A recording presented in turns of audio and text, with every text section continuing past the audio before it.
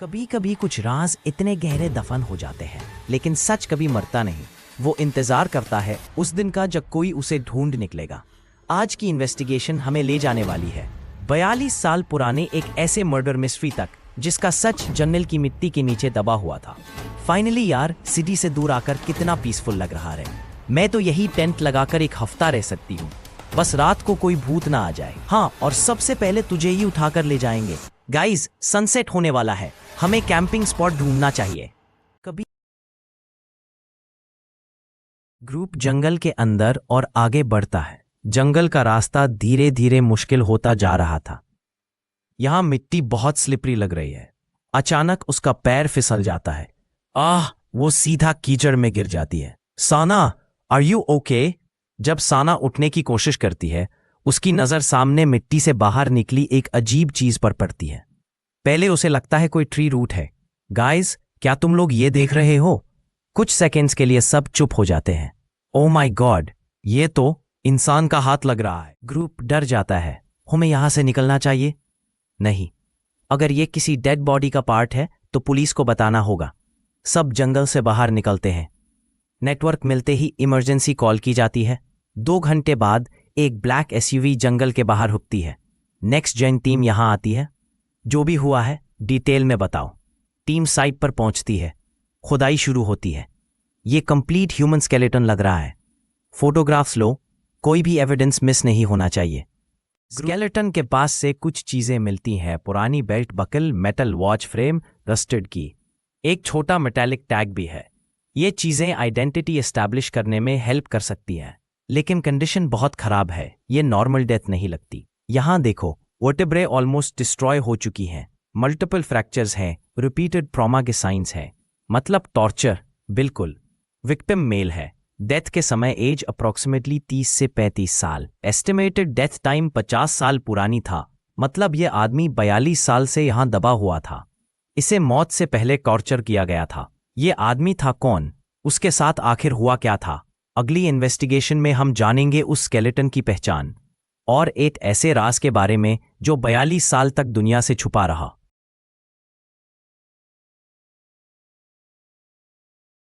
Director अनुज skeleton के पास मिली चीजों को दोबारा एग्जामिन कर रहा था।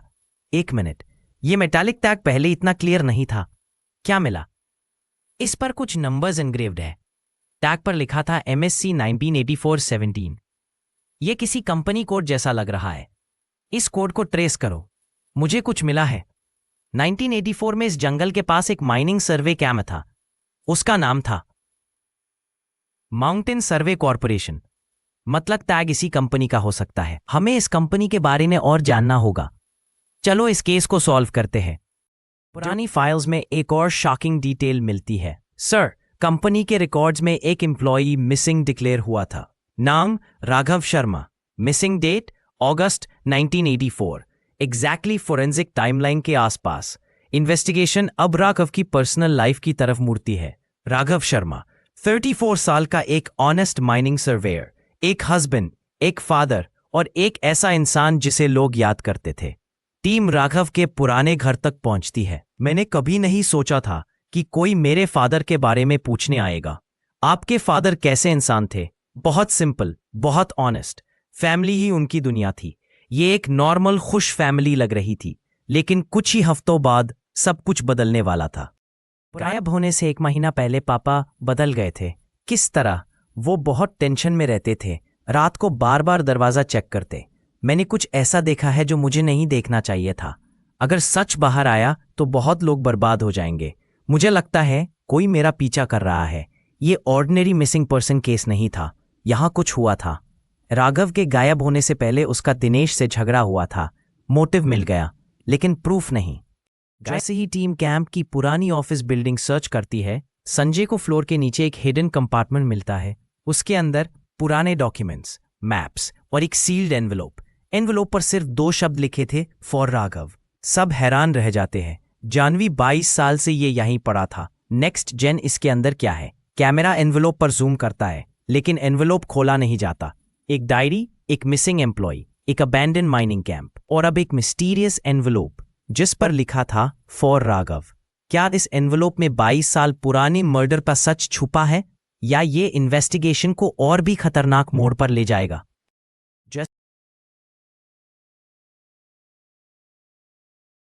सभी एनवलप के आसपास खड़े थे। जानवी रेडी? संजय चलिए देखते हैं। कुछ photographs, mining maps, handwritten notes. Janhvi ये नॉर्मल माइनिंग फोटोग्राफ्स नहीं है। संजय मतलब कोई इलीगल ऑपरेशन चल रहा था। नेक्स्ट जेन और राघव ने उसके सबूत कलेक्ट कर लिए थे। जानवी पढ़ना शुरू करती है। जानवी अगर तुम ये नोट पढ़ रहे हो, या तो मैं सच एक्सपोज कर चुका हूं या फिर मेरे साथ कुछ बुरा हो चुका है। माइनिंग कैंप में बहुत बड़ा फ्रॉड चल रहा है। रिकॉर्ड्स फेक किए जा रहे हैं। करोड़ों का इलीगल मटेरियल बाहर भेजा जा रहा है। टीम दिनेश वर्मा की फाइल निकलती है। दिनेश कैंप मैनेजर था और सारे रिकॉर्ड्स उसके कंट्रोल में थे। मतलब सबसे ज्यादा बेनिफिट भी यूजी मिल रहा था। दिनेश अब जिंदा नहीं था।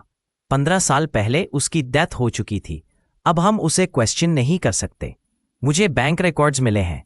राघव के मिसिंग होने के 3 दिन बाद पैसा निकाला गया था। मोहन शर्मा राघव का छोटा भाई। मैं मजबूर था। फैमिली टूट रही थी। भाभी के पास पैसा नहीं था, लेकिन मुझे कभी यकीन नहीं हुआ। मोहन ने पैसा जरूर निकाला था, लेकिन उसके खिलाफ मर्डर का कोई एविडेंस नहीं था। टीम और सस्पेक्ट लिस्ट से बाहर हो जाता है। टीम को एक रिटायर्ड ट्रक ड्राइवर मिलता है। नाम हरिराम सिंह, एज 83 ईयर्स। मैं उस रात को भूल नहीं सकता। रात के लगभग 11 बजे थे। मैं माइनिंग कैंप के पास से गुजर रहा था। मैंने 3 आदमियों को देखा। पहचान नहीं पाया, लेकिन उनके साथ एक और आदमी था। उसके हाथ बंधे हुए थे। वो आदमी चल भी नहीं पा रहा था। उसे घसीट कर ले जाया जा रहा था। ट्रक ड्राइवर की स्टेटमेंट फोरेंसिक एविडेंस से मैच करती है। विक्टिम की एंकल्स और रिस्ट्स पर रिस्ट्रेंट मार्क्स है। इन्वेस्टिगेशन के दौरान एक पुरानी वेयरहाउस फाइल मिलती है। ये तीनों लोग एक ही इलीगल शिपमेंट फाइल्स में हैं। मतलब रैकेट में एक नहीं, 3 लोग शामिल थे। एक पिक्चर क्लियर हो रही थी। राघव ने इलीगल माइनिंग पकड़ी।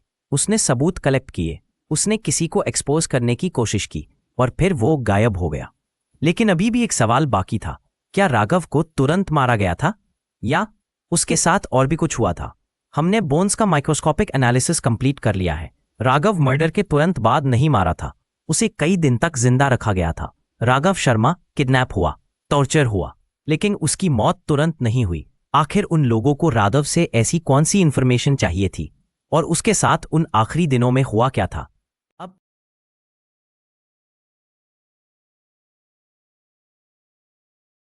4 साल पुराना स्केलेटन।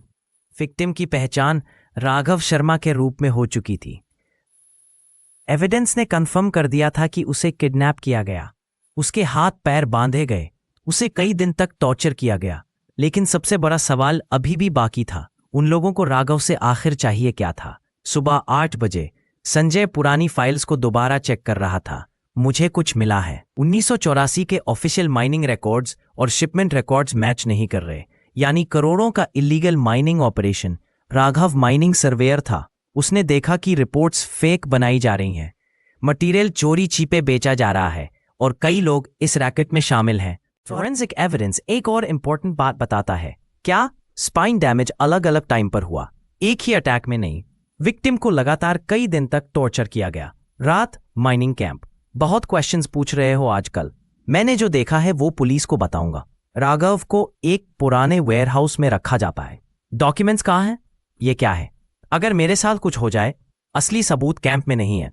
मैंने उनकी कॉपीज अलग जगह छुपा दी हैं। रूम में सब शॉक हो जाते हैं। अब हमें समझ आ गया था। राघव को पता था कि वो डेंजर में है, इसलिए उसने ओरिजिनल एविडेंस की कॉपीज बना दी थी और उन्हें एक सीक्रेट लोकेशन पर छुपा दिया था। लेकिन राघव ने कभी नहीं बताया। Flashback warehouse. राघव की हालत बहुत खराब थी, लेकिन वो अब भी चुप था। एक फाइनल अटैक और राघव जमीन पर गिर जाता है। उसकी सांसें धीरे धीरे रुक जाती हैं। उसी रात तीनों बॉडी को जीप में डालते हैं। एक गहरा गड्ढा खोदा जाता है और बॉडी को दफन कर दिया जाता है। इन्वेस्टिगेशन में पता चलता है रतन चौहान अभी भी जिंदा था। रतन चौहान के घर टीम पहुंचती है। 42 साल पुराना केस खत्म हो गया।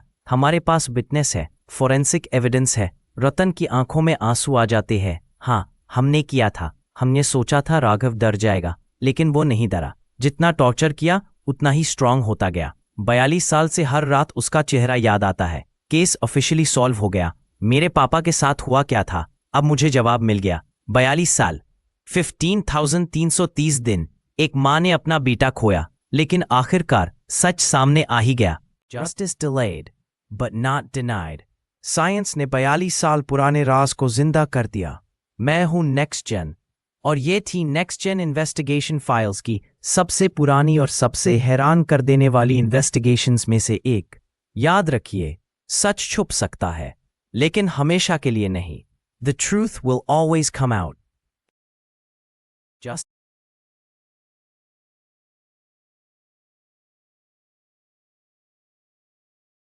कभी कभी एक वीडियो सिर्फ कंटेंट नहीं होती, कभी कभी एक वीडियो किसी राज का दरवाजा होती है। आज की इन्वेस्टिगेशन एक ऐसे इन्फ्लुएंसर की कहानी है जो लाइव स्ट्रीम करते करते अचानक गायब हो गया और फिर कभी वापस नहीं मिला। यह है the last live stream. Victim का नाम था Aryan Malhotra, age 24, profession content creator, subscribers 1.8 lakh. Aryan mystery और एक्सप्लोरेशन वीडियोस बनाता था। उसकी ऑडियंस यूज काफी पसंद करती थी। उसकी फैमिली में थे राजेश मल्होत्रा फादर, नेहा मल्होत्रा मदर, और उसकी छोटी बहन रिया मल्होत्रा। किसी को भी अंदाजा नहीं था कि 14 अक्टूबर 2019 की रात सब कुछ बदलने वाला था। Hello guys, welcome back. आज हम एक्सप्लोर करने वाले हैं एक अबैंडन्ड फैक्ट्री। कई सालों से ये जगह बंद पड़ी है। लोग कहते हैं यहाँ अजीब एक्टिविटीज होती हैं, लेकिन आज हम सच जानेंगे। शायद फास्ट चल रही होती है। गाइस, एक सेकंड, तुमने वो सुना? Complete silence. मुझे लगा किसी ने मेरा नाम लिया। गाइस, यहाँ कोई है, और मुझे लगता है वो मुझे देख रहा है। अगली सुबह आर्यन घर नहीं आता, फोन स्विच्ड ऑफ। मेरा बेटा कभी बिना बताए घर से बाहर नहीं रहता। कुछ गलत हुआ है। Case next gen investigation team को दिया जाता है। जानवी, फैक्ट्री की डिटेल्स निकालो। संजय, लास्ट लोकेशन वेरीफाई करो। सर, फोन का लास्ट सिग्नल इसी फैक्ट्री के पास मिला था, मतलब आर्यन स्ट्रीम के बाद यही था। टीम फैक्ट्री के अंदर एंटर करती है। टॉर्च लाइट्स, टूटी हुई दीवारें, पुरानी मशीन्स। संजय रुक जाता है। यहां देखिए, ग्राउंड पर गिरा हुआ ट्राइपॉड, उसके पास ब्लड का छोटा सा स्टेन। सैंपल कलेक्ट करो, फॉरेंसिक के लिए भेजो। टीम आर्यन के घर पहुंचती है। रिया रो रही होती है। भैया कुछ दिनों से बहुत टेंशन में थे। हाँ, एक रात उन्होंने कहा था, अगर मेरे साथ कुछ हो जाए तो मेरा लैपटॉप चेक करना। Vikram Sethi is a businessman with a clean public image, but the reality is he runs an illegal network. Aryan was after him for a reason. Janvi found out Aryan had discovered something. A deleted video was recovered from a laptop. The video showed Vikram making a secret deal. Aryan was recording from a distance. Suddenly, an unknown voice asked, "Who is there?" After that, Aryan vanished without a trace. Director Anuj recovered another file. Aryan had backups on 3 hard drives and 2 cloud backups. If something happened to him, all evidence would be released. Team एक abandoned warehouse पहुंचती है। यहीं आर्यन को रखा गया था। Evidence मिलता है, फिंगरप्रिंट्स, ब्लड ट्रेसेस, रोप फाइबर्स, आर्यन का जैकेट, सब मैच कर जाता है। विक्रम का पार्टनर टूट जाता है। हम डर गए थे, आर्यन सब एक्सपोज कर देता। कई लोग अरेस्ट होते हैं। आर्यन का नाम पूरे देश में चर्चा का विषय बन जाता है। टीम रिया से मिलती है। भैया कहते थे सच को छुपाया जा सकता है, लेकिन हमेशा के लिए नहीं। संजय चुप रहता है। डेटा कभी झूठ नहीं बोलता। हर क्लू कुछ कहता है, और हर राज एक दिन सामने आता है। एक लाइव स्ट्रीम से शुरू हुई ये कहानी एक बड़े सच पर खत्म हुई। आर्यन अब हमारे बीच नहीं है, लेकिन उसका सच आज भी जिंदा है। मैं हूं नेक्स्ट जेन, और ये थी द लास्ट लाइव स्ट्रीम।